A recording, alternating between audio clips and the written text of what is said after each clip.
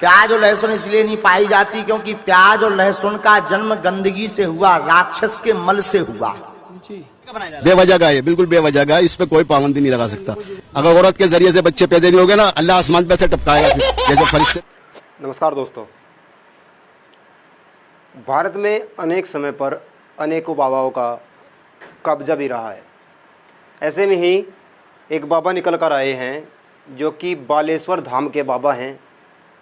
ये अंतर्यामी हैं, पता नहीं कौन कौन से यामी ये हैं, और अंदर की बात तक ये जानते हैं। आपको क्या बीमारी है, आपके घर में क्या समस्या है, कितने दिन में आपकी समस्या ख़त्म हो जाएगी। और इनको एक और आविष्कार पूरी दुनिया के लिए एक बहुत बड़ा खोज इन्होंने की है, बहुत बड़ी खोज इन्होंने करके दिखाई है। प्याज और लहसुन जो हम खाते हैं, इन्होंने बताया है कि राक्षस का मल है जिसको हम खा रहे हैं, ये राक्षस के मल से तैयार हुई है। जो प्याज पूरी दुनिया खा रही है वो राक्षस के मल से तैयार हुई है। हाँ, हम तामी भोजन प्याज को बोल सकते हैं। ये बोले कि मतलब अगर हम प्याज खाते हैं तो उससे दुर्गंध आती है, और दुर्गंध केवल मल से आती है। इनका खोज देख लीजिए, कितनी खतरनाक खोज इन्होंने की है। आज तक भारतवासी इस खोज से वंचित थे। भारतवासी सोच ही नहीं पाए कि मैं क्या कर रहा हूँ, मैं क्या खा रहा हूँ। भारतवासी नहीं, अपितु कोई भी नहीं सोच पाया हम क्या खा रहे हैं।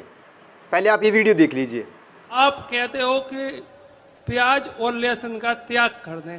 हाँ। तो इसमें दोष का है, हमें ये नहीं समझ में आया अभी तक कि प्याज और लहसुन में दोष का है। वो जमीन में उगता है, जैसे आलू उगते हैं, मूली उगता है, वैसे ही। तो हमारे जो भाव दूर करें। बहुत सुंदर। लो अब तुम माइक पकड़े रहियो जी। ये भाई साहब पूछ रहे हैं कि बाबा जी प्याज के बारे में बताइए, प्याज कैसा भोजन है, प्याज खानी चाहिए कि नहीं खानी चाहिए। और फिर बाबा जी ने जवाब दिया, प्याज और लहसुन इसीलिए नहीं पाई जाती। बहुत सुंदर प्रश्न है। पहले नंबर तो इन्हें ताली बजा के धन्यवाद दे। प्याज और लहसुन इसलिए नहीं पाई जाती क्योंकि प्याज और लहसुन का जन्म गंदगी से हुआ, राक्षस के मल से हुआ, इसलिए वो गंद, उससे दुर्गंध बहुत आती है। तुमने देखा होगा खा के। मोह बसात अगर बगल में कोई खा के बैठ जाए, अलग मोह बसात।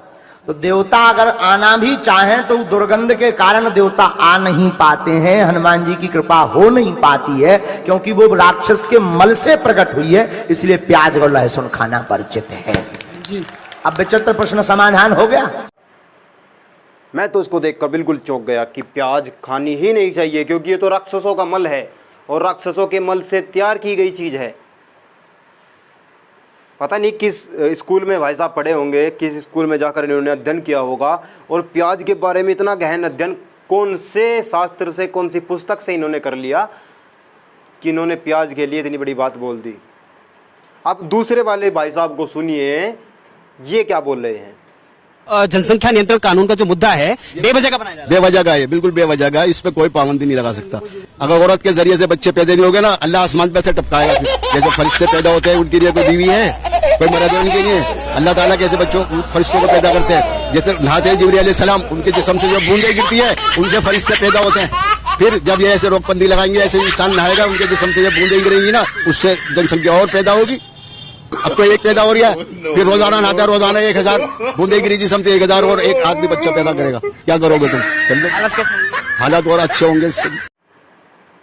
ये बता रहे हैं जनसंख्या जो नियंत्रण कानून सरकार बनाना चाहती है, उसके लिए अलग से वीडियो बना देंगे, उसकी आप फिक्र मत कीजिए। बहुत ही स्पेशल वीडियोस को लेकर हम आ रहे हैं आपके सामने, आपको पसंद आएगा।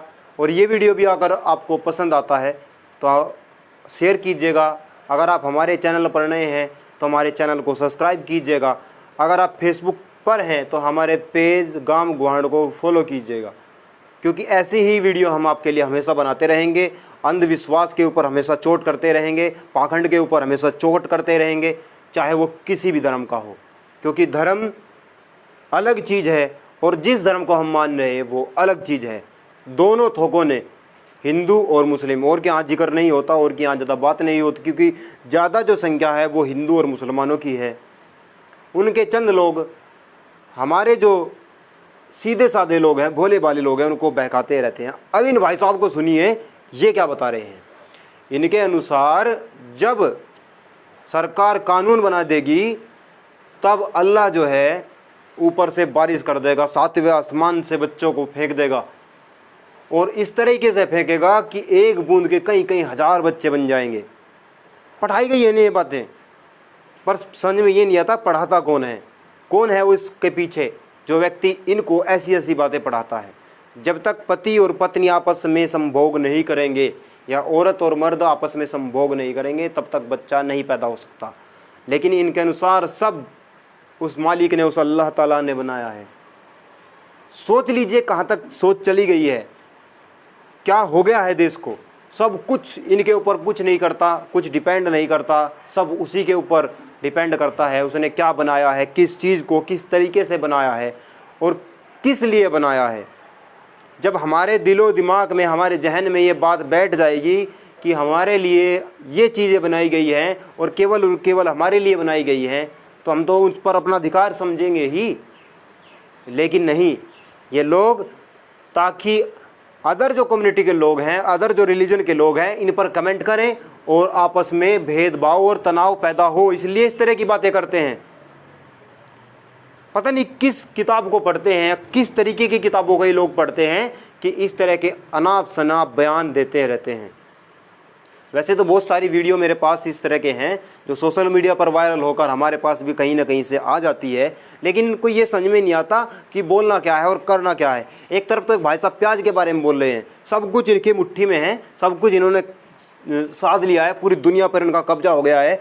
दो बातें इन्होंने सीख ली है, हमदे पॉइम भाई बोलते रहते हैं और ये बताते हैं कि प्याज यहाँ से हुआ, प्याज ये मल से तैयार हुआ, ये राक्षस का मल है जो आप प्याज खा रहे हैं। तो मूली क्या है भाई, मूली किस चीज़ से तैयार हुई होगी, मूली खाने के बाद तो और भी ज़्यादा दुर्गंध आती है। और ये जो भाई साहब बता रहे हैं कि बच्चे तो इसी तरीके से पैदा होंगे, अगर बच्चों को पैदा करने से रोका गया तो अल्लाह ताला जो है हमारे बच्चे ऊपर से फेंक देंगे। किसके बच्चे होंगे वो, किसके बच्चे हो सकते हैं वो, कौन उनको अडॉप्ट करेगा, किसके पास जाएंगे। जनसंख्या व्यक्ति जब चाहेगा, चीन में जनसंख्या नियंत्रण कानून लगा हुआ है और वहाँ नियंत्रण है भी, भले वो दुनिया का नंबर 1 देश हो जनसंख्या की दृष्टि से, लेकिन उस पर भी रोक उन्होंने लगा ली है, उन्होंने लगाम कस ली है और उनके लोग समझदार हैं, इसलिए कम बच्चे पैदा करते हैं। और जो लोग अनपढ़ हैं, जाहिल हैं, वही आज ज़्यादा बच्चे पैदा करने की सोच रहे हैं। उससे बच्चे ज़्यादा पैदा करने से औरत जो है सख्त रूप से बीमार हो जाती है। सबसे जो बड़े नुकसान है वो यही है, माँ जो है कमज़ोर हो जाती है और वो इतनी कमज़ोर हो जाती है कि अंततः उसकी मौत भी हो सकती है। और अगर ऑपरेशन, बड़े ऑपरेशन हो जाएं तो 2 या 3 ऑपरेशन के बाद माँ का है, माँ मर भी सकती है और बच्चा भी मर सकता है।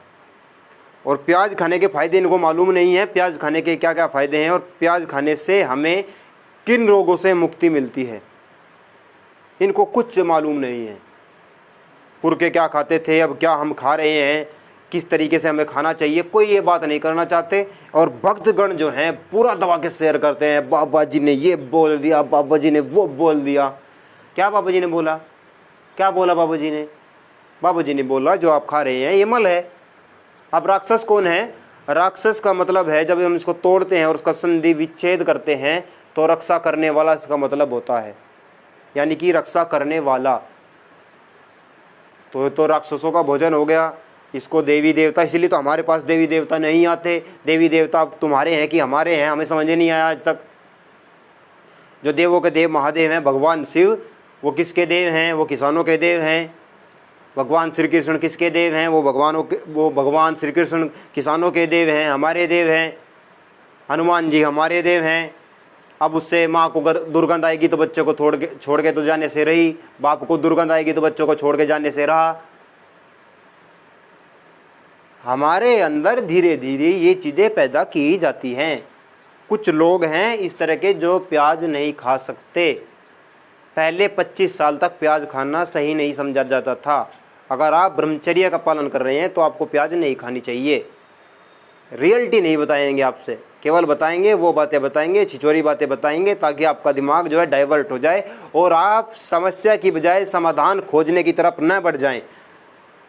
आज समस्या को न खोजें, आप समाधान को खोजें। इस तरह के लोगों ने देश में एक दूसरे को एक दूसरे से बगल कर दिया है।